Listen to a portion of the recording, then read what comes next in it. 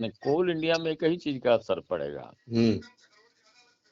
तमाम चीज जो है सो जितना उसमें श्रम कोड में जो सब सुविधा देने की बात है, स्वास्थ्य से संबंधित जो है, और बेनिफिट अलग अलग तरह का सोशल सिक्योरिटी देने का चीज है, ये सब तो कोल इंडिया में है, पहले से ही है। जेबीसीसीआई से जो समझौता में सारा चीज है, यहाँ तो एक्ट लागू है पहले से ही सब कुछ।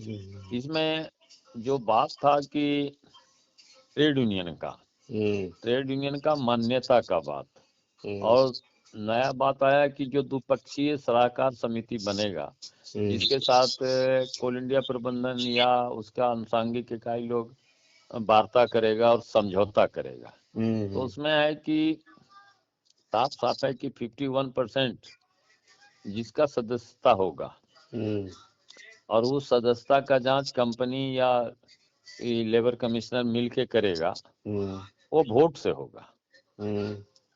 वो वोट से होगा। ये लोग जो चेकअप फार्म जमा कर दे रहे हैं, अब ये देखिए ना, बीसीसीएल में इधर अखबार में छपा, अलग अलग यूनियन का चंदा काट के देता है, किसी का 13,000, किसी का 11,000, किसी का 7,000, सब जोड़ के देखिएगा तो 47,661 जो चेकअप करवाता है। उसके बाद बहुत सी यूनियन है जो नकदी करता है। इस ढंग से तो 80,000 सदस्यता होता है, तो मैन पावर तो 30,000 है। तो कौन सा यूनियन अब वो किसको देगा प्रतिनिधित्व, तो ये चीज खत्म हो गया। अब वोट होगा, और वोट में ये देखा जाएगा कि जो रजिस्टर्ड ट्रेड यूनियन है उसको चुनाव में, जो चुनाव होगा उसमें भाग ले सकेगा।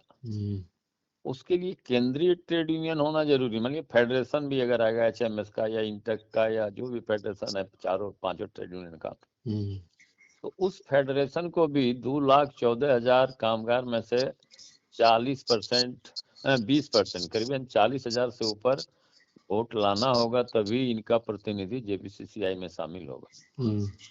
मान लीजिए कि भारतीय मजदूर संघ का 51% हो जाता है, तो अकेला भारतीय मजदूर संघ से समझौता करेगा, तो जो भी होगा ये वोट से होगा। अब ये नहीं होगा जो मनोनयन करा के चले आते थे लोग, वर्कर से कभी भेंट नहीं, ट्रेड यूनियन कभी किया नहीं, और वहां पर से सिद्धू जी से लिखवा के ले यार यहाँ बैठ गए, तो वो नहीं चलेगा। तो मतलब इसमें ये नहीं कहा जा सकता है कुछ जो यूनियन जिनके पास उतनी कैपेसिटी नहीं है, या यूं कहें कि उनके मेंबरशिप उतने नहीं है, तो ऐसी स्थिति में उन ट्रेड यूनियन को तो काफी परेशानी होगी, या फिर माफ कर दिए जाएंगे। जिसको 20% नहीं होगा वो सलाहकार समिति में या जेबीसीसीआई में नहीं रह सकेंगे। तो मतलब उनके अस्तित्व पर खतरा है ना? हाँ, खतरा तो है ही है। क्या वही नहीं कहेंगे, जैसे पहले क्या था, सेंट्रल ट्रेड यूनियन रहेगा तो सेंट्रल ट्रेड यूनियन नॉमिनेट कर देगा, दूसरा का नहीं होगा। दूसरा यूनियन भी जो रजिस्टर्ड है और उसको 20% वोट आ जाएगा, वो जेबीसीसीआई में रहेगा। अब यहाँ क्या हो रहा था कि किसी का कहीं कुछ है भी नहीं, तो भी जेबीसीसीआई में, बीसीसीएल का सलाहकार समिति में ऐसे ऐसे लोग बैठते हैं, बरसों से बैठते आ रहे हैं, जिसका कहीं ब्रांचो नहीं है, चला रहा है, तो वो सब खत्म हो जाएगा। जो लोग का सदस्यता वोट में नहीं, वो चेकअप वाला सदस्यता नहीं माना जाएगा, वो किसी तरह से नहीं माना जाएगा, वोट होगा। और ये हमने कोल इंडिया चेयरमैन को, भारत सरकार के कोयला मंत्रालय को, श्रम मंत्रालय को, ये दिसंबर महीना में ही हम पत्र लिखे हैं कि जेबीसीसीआई 1/7/2026 से माने लागू होने का है, तो उसके पहले समझौता वार्ता शुरू हो, और समझौता वार्ता शुरू करने के लिए जो श्रम कोड है, श्रम कोड में जो व्यवस्था आया है, उस व्यवस्था के तहत जल्द से चुनाव करा के आप जेबीसीसीआई का पुनर्गठन कर लीजिए और वार्ता शुरू करिए, ताकि समय पर राष्ट्रीय कोयला वेतन समझौता 12 संपन्न हो सके। ये हम लिख के दिए हैं, चिट्ठी लिखे हैं, मेल किए हैं भारत सरकार को, सबको किए हैं। नहीं तो अभी मान लीजिए कि ट्रेड यूनियन ही अभी क्लियर नहीं है कि कौन कौन से लोग ट्रेड यूनियन स्टैंड करेगा, और ऐसी स्थिति में फिर जेबीसीसीआई का गठन कैसे होगा? नहीं स्टैंड करेगा, जो जो यूनियन दावा करेगा कि हम चुनाव में रहेंगे, वो कोल इंडिया चेयरमैन को लिख के देगा कि हम भी चुनाव में भाग लेंगे। जैसे ये 5 सेंट्रल ट्रेड यूनियन है, वो लोग तो लिख के देगा ही कि हम भाग लेंगे। उसके अलावा भी कोई भी दूसरा रजिस्टर्ड ट्रेड यूनियन भी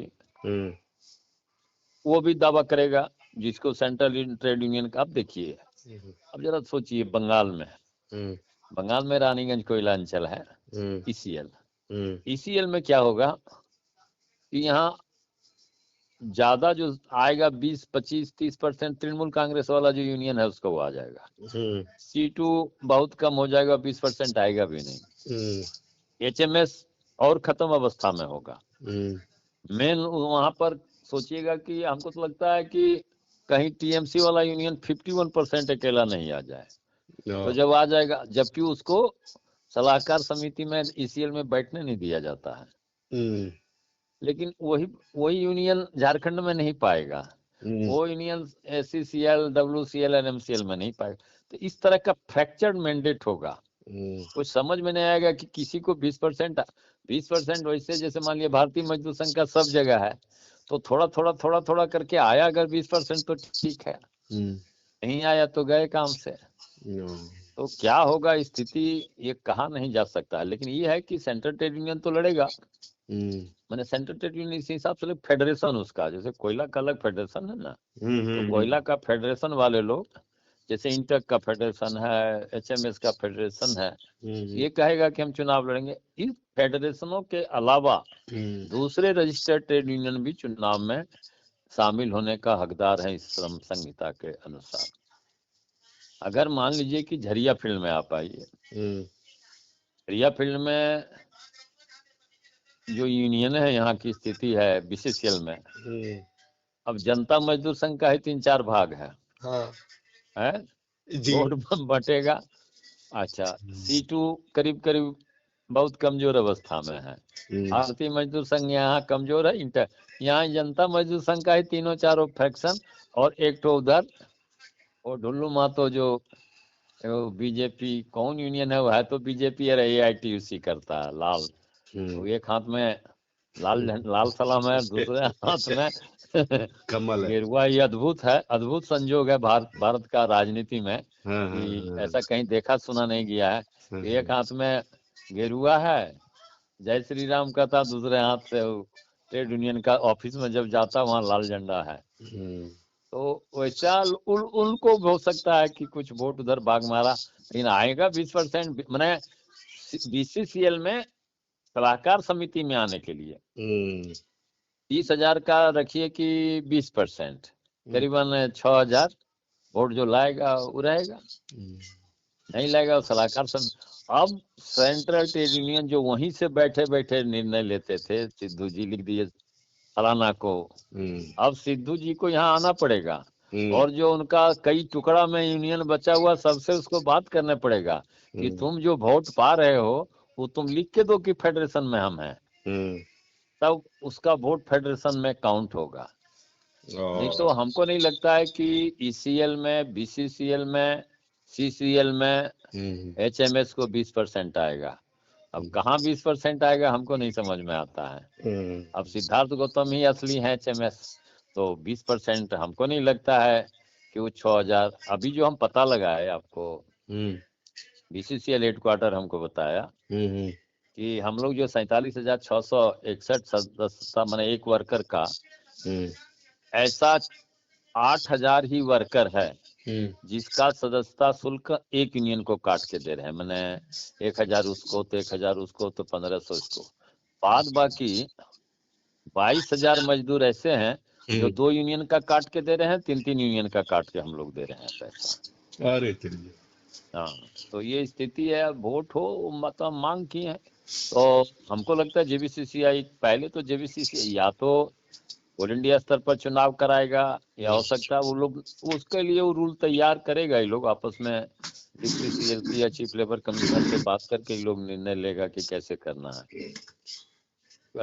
आपको कंपनी वाइज कर दे, BCCL CCL वाइज करेगा कि पूरे कोल इंडिया स्तर पर करेगा।